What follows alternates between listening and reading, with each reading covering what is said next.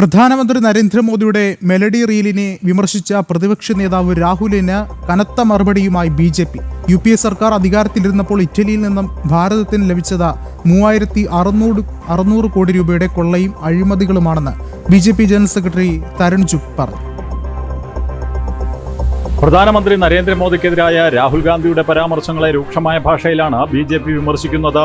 പ്രധാനമന്ത്രിയുടെ Italy സന്ദർശനത്തിനിടയിലെ melody reel സമൂഹ മാധ്യമങ്ങളിൽ വൈറലാവുകയാണ്. മെലഡി റീൽ ഓരോ ഇന്ത്യക്കാരനും അപമാനമാണെന്നാണ് രാഹുൽ ഗാന്ധി അഭിപ്രായപ്പെട്ടത്.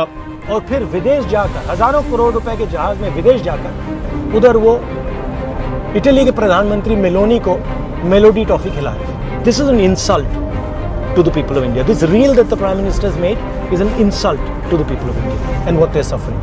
രാഹുൽ ഗാന്ധിയുടെ പ്രധാനമന്ത്രി നരേന്ദ്രമോദിയെക്കുറിച്ചുള്ള പരാമർശങ്ങളോട് പ്രതികരിച്ച ബി.ജെ.പി. നേതാവ് തരുൺ ചുഗ് യു.പി.എ. സർക്കാർ അധികാരത്തിലിരുന്നപ്പോൾ ഇറ്റലിയിൽ നിന്ന് ഇന്ത്യക്ക് എന്താണ് ലഭിച്ചതെന്ന് ചോദിച്ചു.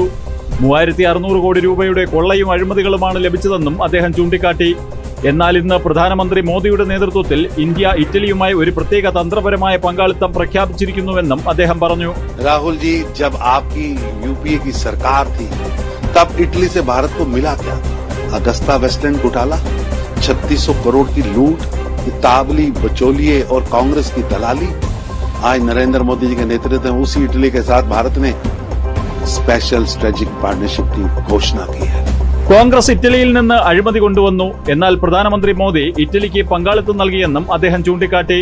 ഇന്ന് ലോകത്തിലെ എല്ലാ വലിയ രാജ്യങ്ങളും ഇന്ത്യയിലേക്ക് ചായുന്നുവെന്നും തരുൺ ചുഗ് പറഞ്ഞു. ജനം, ഡൽഹി. കൂടുതൽ വിവരങ്ങളുമായി ദിലീപ് കുറ്റിച്ചാൽ ചേരുന്നുണ്ട്. ദിലീപ്, എന്തായാലും പ്രധാനമന്ത്രിയുടെ മെലഡി വീഡിയോ അത് ലോകം ഏറ്റെടുത്ത് കഴിഞ്ഞിരിക്കുകയാണ്. നിരവധി ജനങ്ങളാണ് അത് സമൂഹ മാധ്യമങ്ങളിലടക്കം ഇത്തരത്തിൽ പങ്കുവെക്കുന്നത്, അതിൽ കൂടുതൽ ആശംസകൾ പ്രകടിപ്പിക്കുന്നത്. എന്നിരുന്നാൽ കൂടിയും പ്രതിപക്ഷ നേതാവ് രാഹുലിൻ്റെ ഈ ഒരു വിമർശനം, അല്ലെങ്കിൽ ഒരു പ്രതിപക്ഷ നേതാവ് എന്നതിലുപരി തരം താഴ്ന്നു പോവുകയല്ലേ രാഹുൽ ഈ ഒരു വിമർശനം നടത്തിയതിലൂടെ ഇപ്പോൾ നോക്കിക്കാണാൻ സാധിക്കുന്നത്? പ്രത്യേകിച്ച് ബി.ജെ.പി. നേതാവ് ചൂണ്ടിക്കാട്ടുന്നതും അതുതന്നെയല്ലേ?